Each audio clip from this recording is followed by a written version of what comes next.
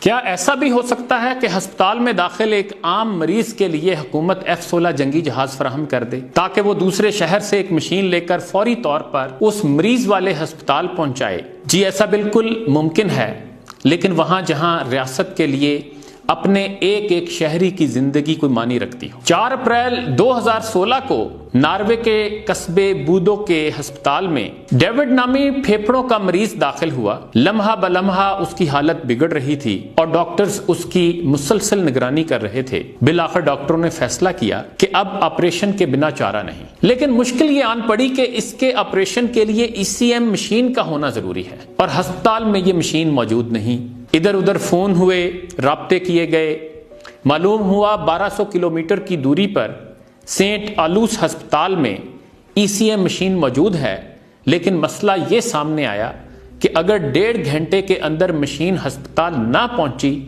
تو مریض کی جان جا سکتی ہے۔ بائی روڈ 1 دن لگ جاتا اور ہیلی کاپٹر کے ذریعے کئی گھنٹے۔ مریض کی حالت ایسی کہ کہیں شفٹ کرنا ناممکن۔ آخرکار صلاح مشورے کے بعد ڈاکٹروں نے وزارت دفاع سے رابطہ کیا۔ وزارت دفاع کے حکام کو بتایا گیا کہ اگر وہ یہ مشین سینٹ آلوس ہسپتال سے 1.5 گھنٹے میں بودو ہسپتال میں پہنچا دیں تو ایک شخص کی جان بچ سکتی ہے۔ وزارت دفاع نے فوراً ہاں کر دی اور نتیجہ یہ کہ F-16 طیارے کے ذریعے اگلے 45 منٹوں میں ECM مشین بودو ہسپتال پہنچا دی گئی۔ مریض کا آپریشن ہوا، آپریشن کامیاب ہوا، اس کی جان بچ گئی۔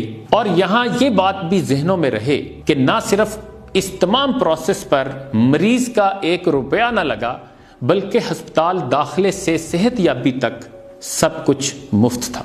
ممتاز صحافی ارشاد بھٹی کے کالم سے یہ واقعہ پڑھ کر میں سوچ رہا تھا کہ یہ شعر تو کسی اردو شاعر نے کہا، لیکن اس پر ناروے والوں نے عمل کر کے دکھایا کہ بہتر ہے مہو کمر پہ ڈالو نہ کمندیں، انسان کی خبر لو کہ وہ دم توڑ رہا ہے۔ اور یہ بھی ناروے ہی کا ذکر ہے کہ شاہی محل سے حکومت کو درخواست آئی کہ شاہی محل کے صوفے خستہ حال ہو چکے ہیں، لہذا انہیں تبدیل کیا جائے۔ حکومت کا جواب آتا ہے اس سال سرکاری بجٹ میں گنجائش نہیں، اگلے سال دیکھیں گے۔ اس پر شاہی محل والوں نے دوبارہ درخواست کی کہ چلو صوفوں کی پالش کروا دیں۔ حکومت کا جواب تھا چونکہ اس سال شاہی محل کا بجٹ ختم ہو چکا، اس لیے اگلے سال تک انتظار کیا جائے۔ بادشاہ سلامت کو یہ بات ماننا پڑی۔ ناروے کے سیاستدان جان پیسیسے نے 1 سال دانستہ طور پر اپنے انکم ٹیکس گوشوارے اس طرح بھرے کہ 20,000 کروڑ جو تقریباً 2.5 لاکھ روپے بنتے تھے بچا لیے۔ چند سالوں بعد یہ ناروے کا وزیر اعظم بن گیا۔ اس نے 1 مہینہ وزیر اعظم رہ کر استعفیٰ دے دیا اور استعفیٰ دینے کی وجہ یہ بتائی کہ چند سال پہلے میں نے جان بوجھ کر اپنے سالانہ انکم ٹیکس ریٹرن ایسے بھرے کہ 20,000 کروڑ بچا لیے تھے۔ میں جب سے وزیر اعظم بنا 1 رات بھی سکون سے نہیں سو سکا۔ میرے ذہن میں ہر وقت یہ خیال آتا رہا کہ جس قوم نے مجھے اپنا وزیر اعظم بنایا، میں نے اسی قوم سے بے ایمانی کی، لہذا میں سمجھتا ہوں میں اپنی قوم کی نمائندگی کے قابل نہیں۔ وزیر اعظم جان پیسیسے کا استعفیٰ منظور کر لیا گیا۔ یہ چند مثالیں ہیں ایسے معاشرے کی جو مردہ نہیں ہو چکے، جو زندہ ہیں، لیکن ہم ایسے بے حس، بے ایمان اور مردہ ضمیر ہو چکے ہیں کہ اب ہمیں ایسی مثالیں نہ تو کوئی شرم دلاتی ہیں اور نہ اپنے رویوں میں تبدیلی پر آمادہ کرتی۔ بس ہم ذہنی عیاشی کے لیے ایسی کہانیاں پڑھ لیتے یا موٹیویشنل سپیکرز کو سن کر سر کو دھن لیتے ہیں۔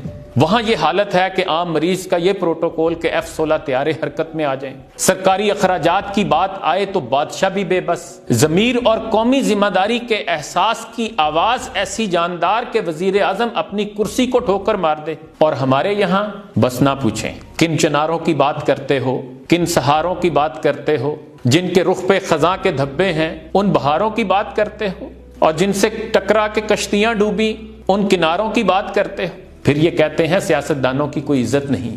اے خدا کے بندو، عزت ہوتی ہے با کرداروں کی، اصول پسندوں کی، سچ اور حق کے لیے کٹ مر جانے والوں کی۔ چوروں، ڈاکوؤں اور لٹیروں کی عزت نہیں ہوتی۔ اس نے قد کاٹ نکالا ہے زمانے میں بہت، وہ مگر سوچ کا بونا ہے، یہی رونا ہے۔ اللہ حافظ۔